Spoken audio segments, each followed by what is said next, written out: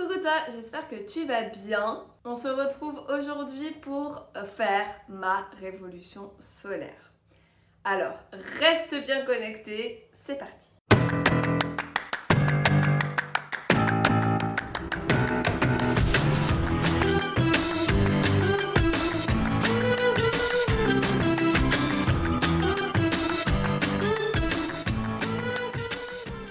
Aujourd'hui, on se retrouve donc pour faire ma révolution solaire. Mais déjà, qu'est-ce que c'est qu'une révolution solaire? Parce que j'imagine bien qu'il y en a certains qui ne doivent pas encore être familiers avec ce mot-là. C'est normal, c'est quelque chose de quand même un peu poussé en astrologie. Donc je vais expliquer rapidement ce que c'est, vous allez voir, vous allez vite comprendre. Comme chacun sait, normalement, si vous me suivez depuis un petit moment ou si vous vous intéressez un tout petit peu à l'astrologie, c'est que chaque personne a un thème astral. Le thème astral, c'est la photo du ciel le jour et à l'heure exacte de notre naissance. Et le thème de révolution solaire, lui, il va changer tous les ans. C'est la photo du ciel au moment de notre anniversaire chaque année, donc au moment exact où le soleil va revenir à sa place initiale. C'est pour ça qu'on appelle ça la révolution solaire. Mais du coup, à quoi ça sert ce thème de révolution solaire? C'est très simple.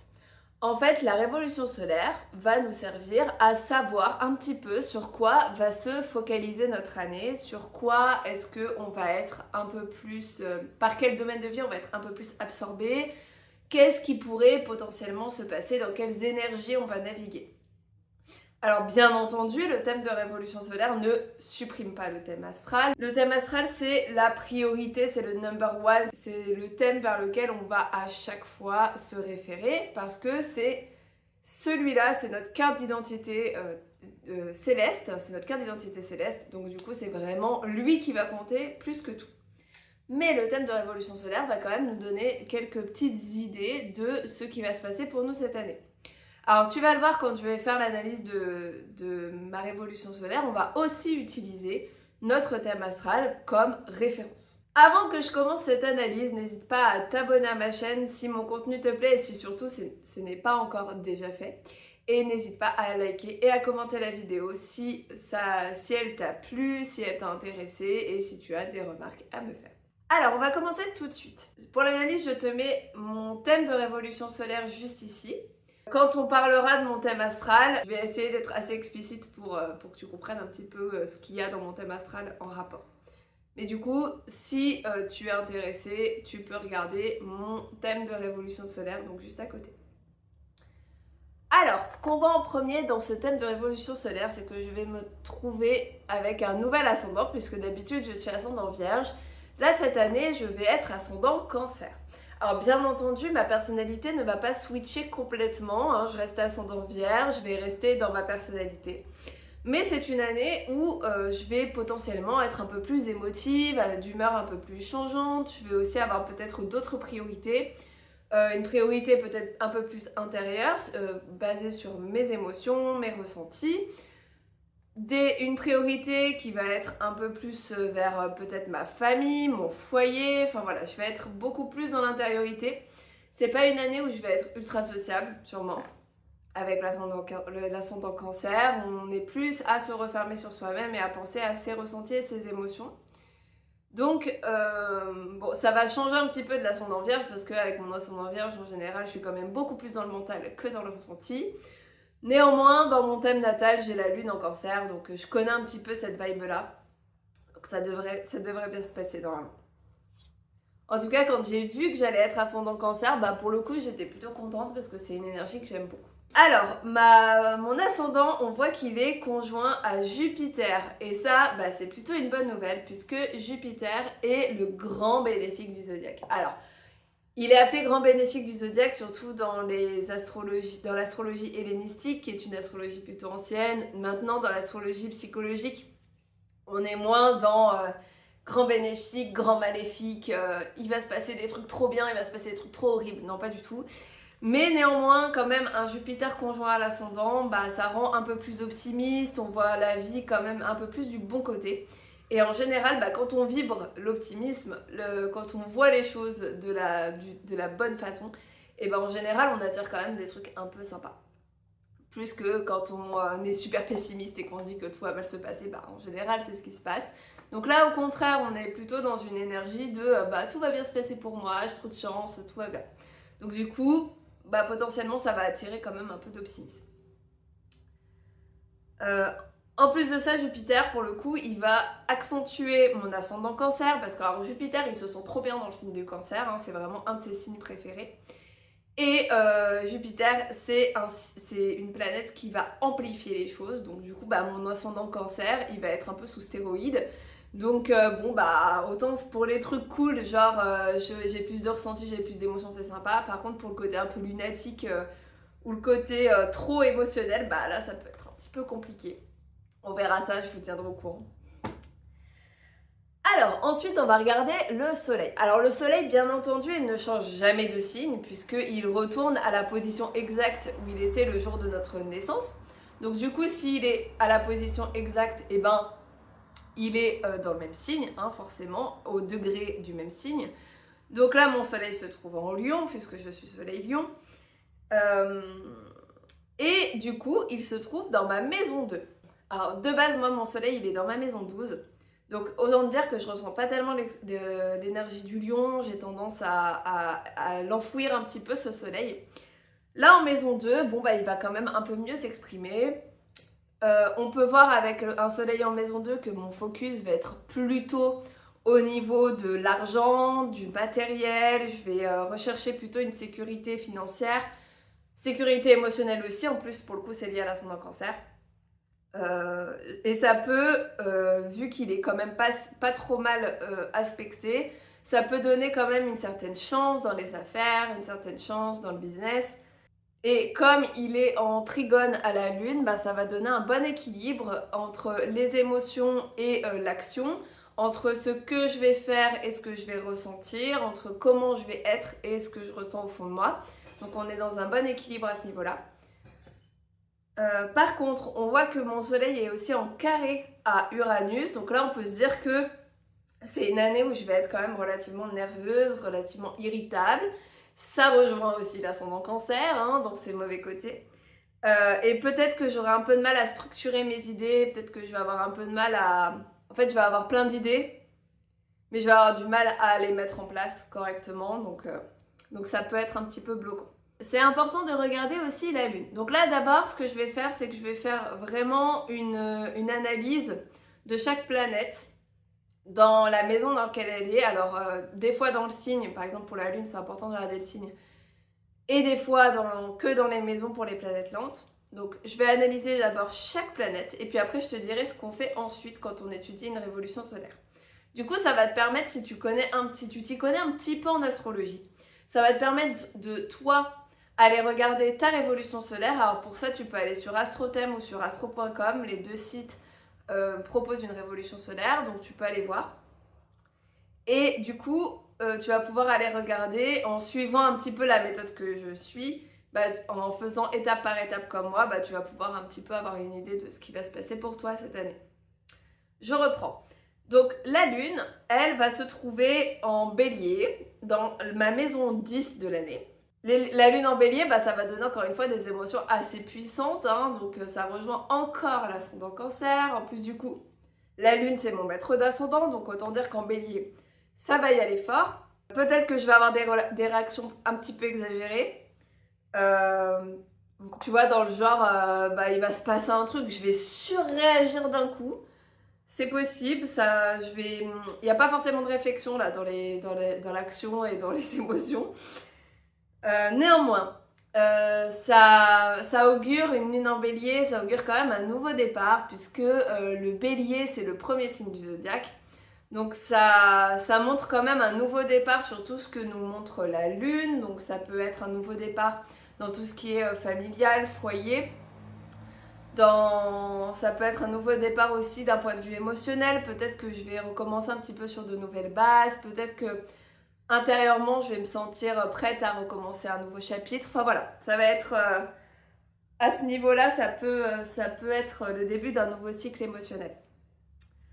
Ensuite, du coup, toujours sur la Lune, elle est en carré à Vénus. Alors, la Lune en carré à Vénus, ça va montrer que je vais être un peu trop émotif. Bon, bah, l'air de rien, ça revient vraiment beaucoup. Donc, bon, bah, je plains un peu mon entourage, hein, parce que autant moi, si je suis trop émotive, mes émotions, je pense que je peux à peu près les gérer, mais alors mon entourage, il doit être en PLS.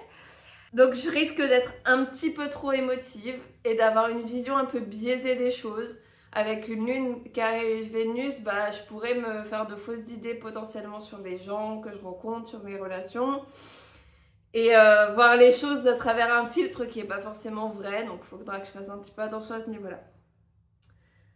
La lune est aussi en carré à Jupiter. Décidément, mon descendant n'est pas super bien aspecté. Heureusement que Jupiter calme un peu le jeu en étant conjoint à mon ascendant. Donc du coup, la Lune en carré à Jupiter, ça va donner vraiment beaucoup d'émotions, encore une fois, puisque Jupiter va accentuer tout. Et ça peut donner une difficulté financière. On a vu que mon soleil était en maison 2, donc peut-être que les difficultés financières vont faire que je vais vraiment beaucoup me concentrer sur ce domaine. À voir.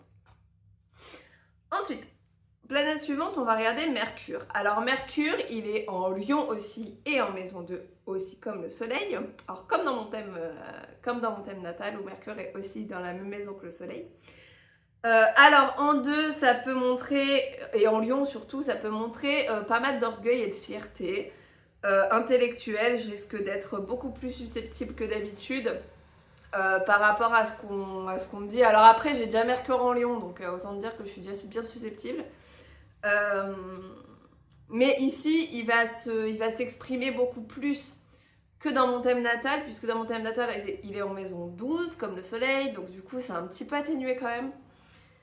Mais là, du coup, je risque d'être vraiment très susceptible. Et voilà, je risque de faire un peu ma diva et un peu ma drama queen sur les bords, donc faut que je fasse attention à ça. Mercure, il va donner aussi un intérêt pour les finances, comme le Soleil, mais lui, Mercure, c'est quand même une planète qui va être organisationnelle, mentale, donc ça va peut-être m'aider à mieux gérer mentalement mes finances, à mieux gérer, même s'il y a des choses un petit peu compliquées, bah, ça peut m'aider à gérer un peu tout ça. Surtout que Mercure, il fait 3 aspects bénéfiques, donc ça va vraiment booster Mercure pour le coup. Il va être en aspect bénéfique avec Mars, avec Uranus et avec Saturne. Donc avec Saturne, organisation au top. Avec Mars, action au top. Action reliée à la pensée. Et avec Uranus, bah, pas mal d'idées, etc. Pas mal de changements bénéfiques du coup. Donc on est plutôt pas mal. Pour le coup, je pense qu'il pourrait y avoir peut-être des difficultés financières dues à Lune Jupiter. Mais ma maison 2, bah, ça se passe plutôt bien. Les planètes qui sont dedans, elles sont plutôt bien aspectées. Donc pour moi, ça va être quand même relativement bénéfique. Donc je pense qu'il y aura peut-être des soucis, mais je vais m'en sortir. Mercure en Lion, il donne pas mal de créativité. En plus de ça, la maison 2, c'est une maison qui est quand même reliée à Vénus. Donc on est dans le beau, on est dans la création. Donc je risque d'être quand même relativement créative cette année. Et c'est peut-être grâce à ma créativité que je vais pouvoir gagner de l'argent. Qui sait. Alors, le seul aspect un peu négatif que Mercure fait, c'est son opposition à Pluton.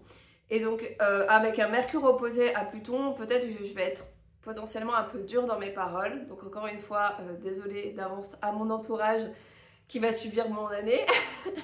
Mais du coup, je risque d'être un petit peu plus compliqué. Ça risque d'être un peu compliqué de gérer mes paroles. Je risque de lancer des pics aux autres. Mais par contre, ça peut donner un gros boost au niveau psychologique, d'où peut-être le nouveau cycle lunaire, la lune qui est en bélier et qui augure un nouveau cycle émotionnel. Alors ensuite, on va regarder Vénus. Vénus, elle est en Cancer, en maison 1. Donc maison 1, c'est la maison de l'ascendant. Donc autant te dire que Vénus, elle va être boostée. Elle va être très importante dans ma vie cette année. Donc ça peut montrer, comme elle est en Cancer, que je vais être vraiment beaucoup occupée sur mon foyer, ma famille. Alors pour ceux qui sont au projet bébé, Ça peut être un boost de fertilité, Vénus en cancer et encore plus en maison 1. Là, ça va me pousser à chercher, Vénus en cancer, l'harmonie dans mon foyer, l'harmonie dans ma famille. Je vais vouloir que tout se passe bien autour de moi. En maison 1, comme elle va être relativement importante, Vénus, ça va montrer un gros besoin d'affection. Je vais vraiment rechercher l'affection des autres. Je vais rechercher du contact. Et en plus de ça, du coup, Vénus sera conjointe à Jupiter. Donc on est plutôt dans un climat agréable. En plus de ça, Vénus conjoint Jupiter au niveau financier, ça aide. Donc encore une fois, on est plutôt pas mal. Et en plus, c'est focalisé sur l'art, sur le beau. Donc encore une fois, peut-être un boost de créativité, c'est possible. Ensuite, on a Mars qui se trouve en balance dans ma maison 4. Alors Mars en balance, je le connais bien parce que dans mon thème astral, il était déjà en balance. Mais dans ma maison 4, ça peut pour le coup donner quelques difficultés au niveau de ma famille. Ça peut mettre en péril un petit peu l'harmonie que je vais chercher dans mon foyer. Pourtant avec la balance, enfin la maison 4 en balance, on va chercher l'harmonie. Hein. Mais Mars, il va mettre un peu un coup de pied dans la fourmilière, il va donner quelques tensions. Mais dans tous les cas, avec Mars, je vais quand même agir pour mon foyer, pour l'harmonie dans le foyer. Je risque d'avoir quelques difficultés relationnelles avec Mars en balance et je risque aussi de chercher à trop m'occuper des autres et pas assez à m'occuper de moi. Donc c'est quelque chose qu'il va falloir un petit peu surveiller cette année. De pas... Bon, je l'ai au natal, hein, Mars en balance, donc je vois bien le truc. Mais dès le côté... je pense d'abord aux autres et puis après je penserai à moi et puis oh non mais attends, si je fais ça, ça va déranger les autres. Enfin c'est vraiment Mars en balance. Et là ça va être accentué cette année et notamment dans mon foyer, dans le milieu familial. Donc c'est quelque chose qu'il va falloir que je fasse attention. Mars il va être en trigone à Uranus et Pluton. D'ailleurs j'ai un grand triangle, c'est plutôt pas mal entre les 3 planètes. Donc là ça va donner vraiment une bonne énergie, une résistance. Il y a vraiment ce côté... Mars trigone Pluton et surtout Mars trigone Pluton, il y a ce côté résilience de fou, donc même s'il se passe des trucs durs, clairement je vais remonter la pente. Il y a vraiment ce côté je peux tout gérer, je peux tout endurer dans la vie, tout ira bien. Le seul truc c'est que par contre il va être opposé à Saturne, donc c'est peut-être pas une année où je vais devoir me mettre trop en action, il va falloir peut-être que ce soit une année de réflexion plus que d'action. Donc il va falloir que je fasse attention à pas faire des choses qui n'ont pas été pensées avant, parce que sinon ça risque de mal se passer et Saturne risque de bloquer un petit peu ce que je fais. D'ailleurs, en parlant de Saturne, on va regarder où il est.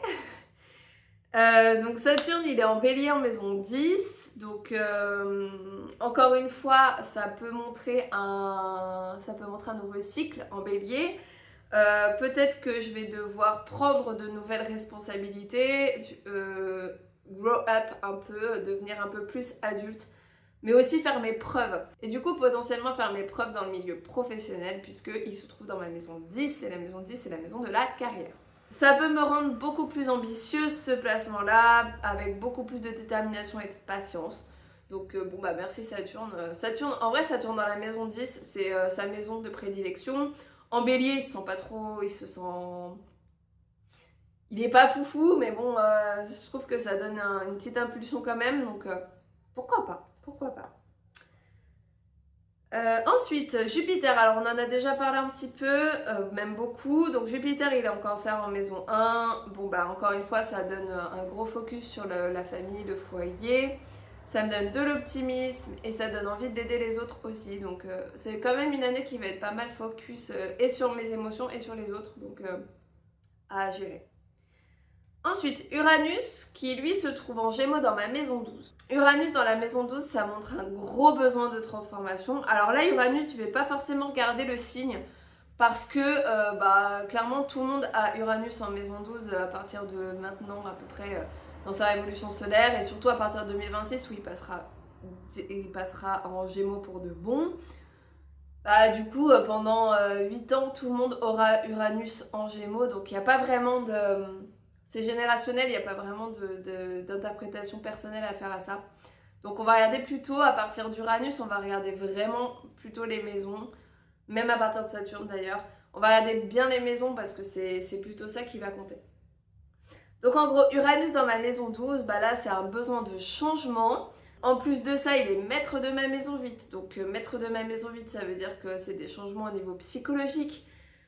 Donc peut-être un gros travail sur moi pendant cette année qui va vraiment me faire changer de mindset et vraiment changer de paradigme.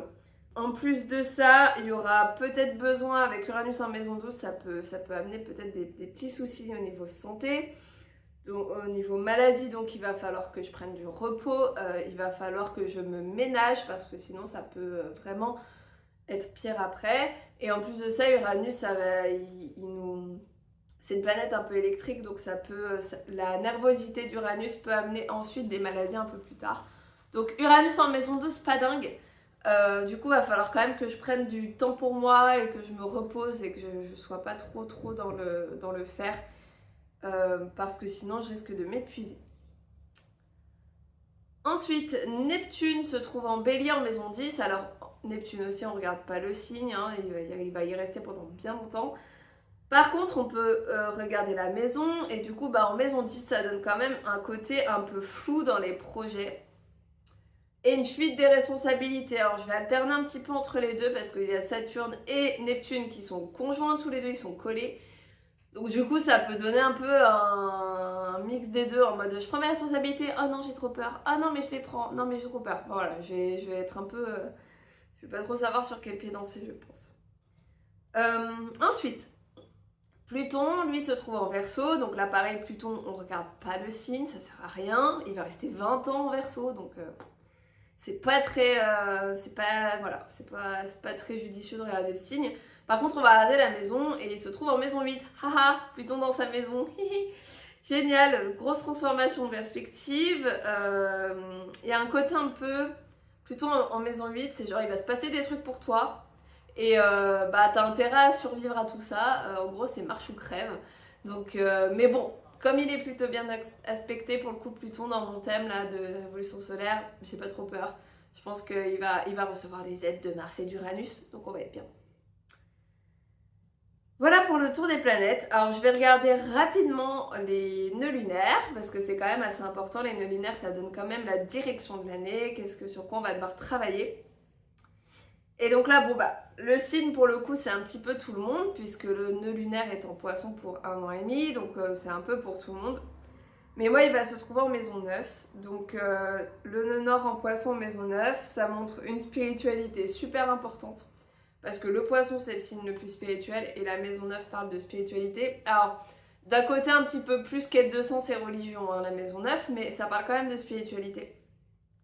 Dans tous les cas, je vais avoir vraiment une quête de sens. Je vais peut-être rechercher un petit peu des réponses. Peut-être que je vais plus me contenter des réponses que j'ai déjà sur la spiritualité. Je vais peut-être aller chercher un peu plus loin. À voir. En tout cas, ça sera lié tout ça à ma carrière. Bon, en même temps, je fais de l'astrologie, donc j'ai envie de te dire, c'est un peu logique. Mais ça va être lié à ma carrière puisque c'est conjoint à mon milieu du ciel. Le milieu du ciel parle de la carrière. Dans tous les cas, ça va être une recherche d'ouverture d'esprit et de lâcher prise avec le Poisson. Donc il va falloir un peu que je laisse le mental de côté puisque le nœud sud se trouve en Vierge et il va falloir lâcher ça. Alors, ensuite, la deuxième partie de la révolution solaire. Une fois que tu as regardé un petit peu toutes les planètes, les maisons où elles tombent, etc., ça va être intéressant de regarder ton thème de révolution solaire et de le comparer, de le mettre sur ton thème natal. Parce que c'est en faisant la comparaison des deux qu'on va savoir un petit peu sur quoi travailler, qu'est-ce qui va se passer. Donc là, c'est important de prendre les deux. Donc je vais essayer de t'expliquer un petit peu sur quoi ça tombe dans mon thème natal parce que je trouve que c'est plus intéressant de voir le thème de la révolution solaire, mais voilà, je t'explique petit à petit. Donc en gros, on va regarder la maison du thème de révolution solaire et on va regarder sur quelle maison du thème natal elle tombe, tout simplement. Donc là, par exemple, ma maison 1, qui est en Cancer cette année, tombe si je colle mes deux thèmes, et ça fait la maison 11 de mon thème natal, parce que normalement j'ai la maison 11 en Cancer. Donc maison 1 sur maison 11, ça va donner des amitiés et un réseau au niveau social qui va être très important, un gros focus sur mes projets, Et ça va être, je vais potentiellement avoir besoin de m'imposer dans un nouveau milieu social. Alors quand je réfléchis un petit peu à ce qui pourrait se passer cette année, sachant que je vais déménager de ville, je vais changer de ville, bah oui, effectivement, je vais sûrement m'intégrer à un nouveau réseau, entre guillemets, à de nouvelles personnes, donc ça semble assez logique. Dans tous les cas, mes amis vont avoir une importance assez capitale durant cette année. Ensuite, ma maison 2 de Révolution solaire tombe sur ma maison 12 de mon thème natal. Donc là, ça montre une instabilité financière. Tiens, on l'avait déjà eu avec la Lune et Jupiter. Mais encore une fois, comme dans mon thème de Révolution solaire, la maison 2 et les planètes qui s'y trouvent sont plutôt bien respectées. Normalement, ça devrait aller. Alors ça va être peut-être un peu challengeant, mais ça devrait bien se goupiller au final. Ensuite, ma maison 3 de Révolution solaire se trouve sur ma maison 1 du thème natal. Donc là, ça donne une bonne communication en général. En gros, on a envie de communiquer tel que l'on est. Donc là, moi, ça peut vraiment jouer, par exemple, sur les réseaux sociaux, avoir le truc de me dire, bon, c'est bon, je fais des vidéos comme je suis, je m'en fiche. Ce côté un peu, j'accepte comme je suis et puis bah, voilà, hein. Tant pis si les autres, ça leur plaît pas. Ensuite, ça peut être aussi un petit focus sur les études, peut-être que je vais faire une formation, quelque chose comme ça, ou des voyages. On verra. Dans tous les cas, la maison 3 parle de déménagement et sur la maison 1, ça peut montrer que c'est quand même que la maison 3 va être relativement importante. Bah, effectivement, je vais sûrement déménager, donc ça sera quand même quelque chose d'important cette année.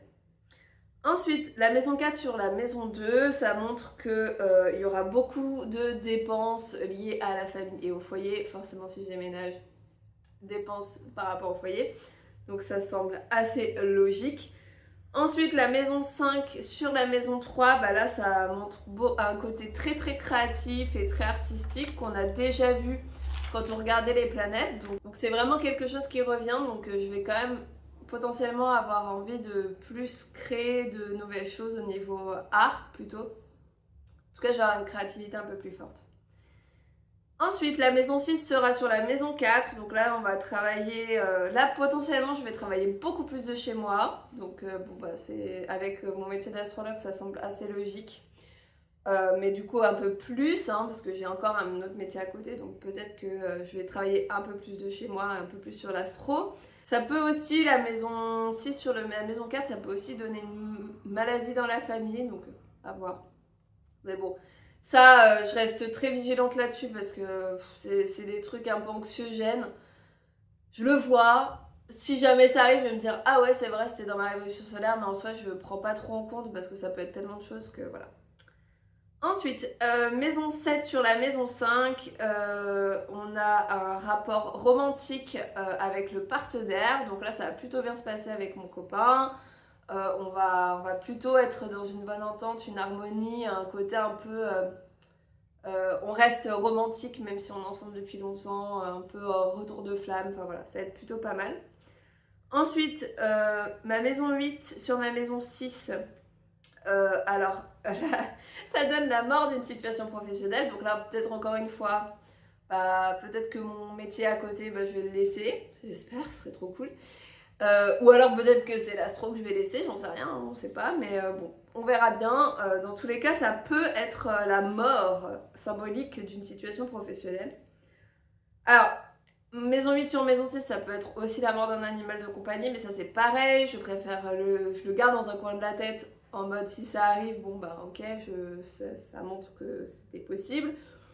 Mais en soi, il n'y a pas de raison, donc je me stresse pas.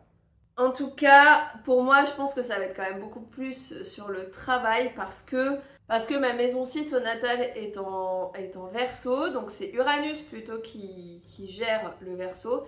Et Uranus, dans mon thème de révolution solaire, eh ben, il fait des aspects avec plus des planètes qui se trouvent dans des planètes de travail. Donc je pense que c'est quand même un peu plus là-dessus.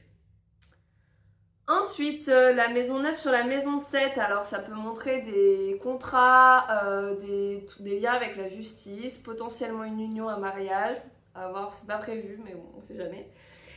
Ensuite, la maison 10 sur la maison 8, Ça peut parler d'héritage, ça peut parler de finances qui ont une influence par rapport à la carrière. Donc c'est peut-être, ça peut être mes finances qui vont avoir une influence sur qu'est-ce que je vais décider de faire dans mon métier, sur les décisions que je vais prendre dans ma carrière.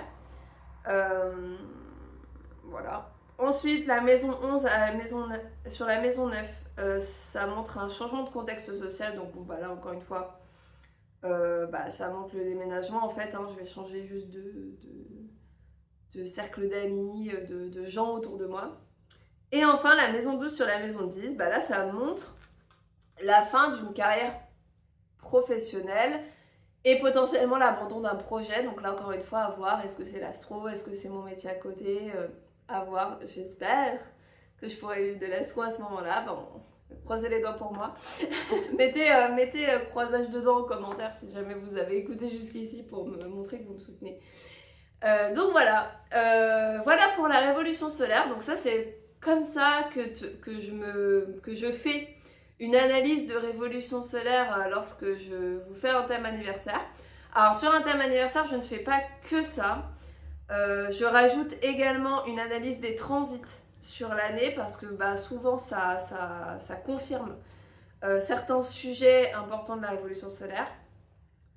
De deux, je fais une analyse, j'utilise une technique pour dater un petit peu les événements importants grâce au thème de révolution solaire et j'utilise aussi les années de profection. Enfin en gros je fais un truc un peu global et complet pour analyser ton année.